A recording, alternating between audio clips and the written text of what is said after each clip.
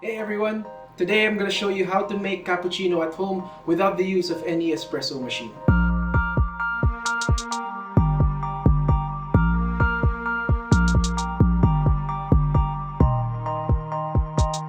This is everything that you need. First, you're going to need, of course, your coffee grounds. This is my roast of choice. This is from Yardstick Coffee. It's the golden ticket. I recommend you to use darker roasts simply because it'll blend better with the milk. Next, you would need your brewing equipment. This is the AeroPress.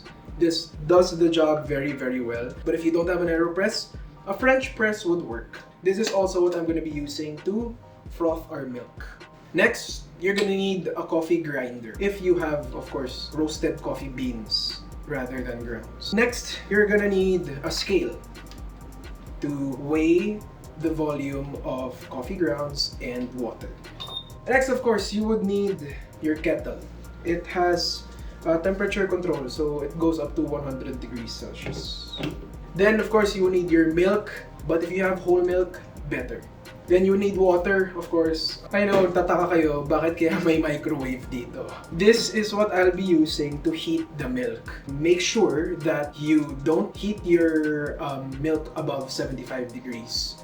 If you have a kitchen thermometer, that would work the best. Next, this is optional, pero if you want your coffee to look more Instagram worthy and taste better, of course, cinnamon hot beverage sprinkles. Cinnamon powder would do. Let's get started. So I'm gonna use the AeroPress first. So traditionally, what AeroPress recommends is to brew it like this. Put coffee, put water, plunge. But what I always do, and it's recommended to do also if you have an AeroPress, is to do the inverted methods because hindi siya bababa agad. Kasi pag yung normal traditional way, habang hindi mo pa pina-plunge, bumababa na agad yung coffee mo. Kasi manipis lang yung filter. Invert, lagay filter, let it brew, let it extract, tapos kunin mo yung cup, ganon. That's what we're gonna be doing. Okay, so first, prep your AeroPress. And next, heat your water. So let it boil, yun lang. We wait. While you're waiting, you could prep other things, like your coffee. So ito, ginrind ko to kaninang umaga, manually. Perfect. Okay, while this is boiling, let's talk measurements. So for me, during the time I've been experimenting before making this video, the espresso recipe for me that's the best is 18 grams of coffee to 60 ml of water, and the total extraction time is 2 minutes. I'll demonstrate kung paano yun. Okay. So 100 na siya. So what you want to do first before putting your coffee grounds is to preheat your equipment. Lang ng water. Discard. Then you're gonna have to rinse your paper filter para lang malinis at mawala yung papery taste. Of course, wash your hands before you do everything. And set this aside. Next, you're gonna want to get your coffee. Put your scale to grams. Put 18 grams of coffee. Now, hindi naman kailangan super sakto. Reset the value. Switch it to ml for water. Give it a bit of a shake para pumantay. Then, start with your water. Ngayon, this is very crucial. Once the water mixes with the coffee, start nyo na agad yung timer. Okay. Pour just half of 60 siguro, so around 30, 35, para mag-bloom for 30 seconds. Make sure all the grounds are wet, so let your coffee bloom for 35 seconds. Okay, 35 seconds, then continue to pour until 60 ml. Give it a last stir. Filter, attach it. Remove it from the scale, but don't turn off your scale. Now you're gonna have to wait hanggang pumalo ng 2 minutes yung timer. 2 minutes, place your cup on top, reverse, give it a shake before plunging, then plunge down. Alright, and there's your shot. So that's how to brew using an AeroPress.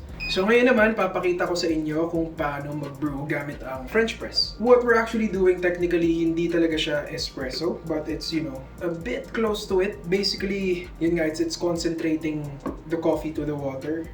For all the coffee enthusiasts there, I know na hindi talaga siya tunay na espresso, layo, walang crema, pero this could, you know, be an alternative brewing method to making lattes and cappuccinos. Ang isang main difference ng AeroPress and French press, your grind size for the French press will be coarser. So I'm using a different grind. This is more coarse. This is from Earth. Ang medyo hassle lang for this method, ito kasi yung gagamitin yung pang brew ng coffee, pero ito din yung pang froth ng milk. So after brewing, kailangan mabilisan yung linis mo nito para malagay mo na yung milk agad. If you have two, better. Yung dalawa yung ganito. So first, preheat your French press. Ginagawa ko to para mamaya, pag nilagay na yung coffee and water, it doesn't get cold. Discard that. Put it on a scale. For this, may 20 grams of coffee. Now it's time to bloom. Reset your scale, switch to ml, start. 40 grams muna. Make sure all the grounds are wet. Let it bloom for 30 seconds. Then add until 65 ml. Okay, set it aside. Don't turn it off. Now the whole plunging process won't do much kasi ang konti eh. So what we're actually doing here is filtering while pouring na lang, using the filter to get rid of the grounds. I'm not sure if it will work, I've been brewing on the AeroPress kasi, so let's see if this works. 2 minutes. Try to plunge whatever you can and pour. Let's give it a taste. Ooh, that is strong. Essentially, that's how to brew using a French press. So now that we're done brewing our coffee, now we're gonna proceed with heating and frothing our milk. Open it, add in some air, shake.